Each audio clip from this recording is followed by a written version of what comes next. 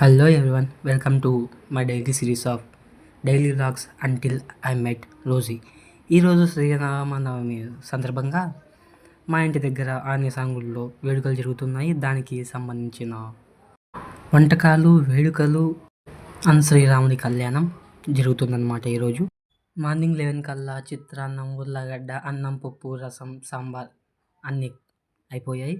తర్వాత సీతారాముల కళ్యాణం స్టార్ట్ అయిందనమాట. మధ్యాహ్నం 3 కల్లా సీతారాముని కళ్యాణం కంప్లీట్ చేసేసి భోజనాలు స్టార్ట్ చేసేసాం.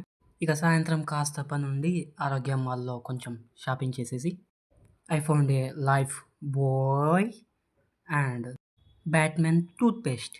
ఇక నెక్స్ట్ గోబీ రైస్ పార్సల్ తీసుకొని ఇంటికి వచ్చేసి తినేసాం. అండ్ దెన్ స్టార్టెడ్ సీతారాముల రథోత్సవం. మా ఏరియా మొత్తం తిరిగేసాం ఆ పల్లకి నెత్తుకొని అందరం.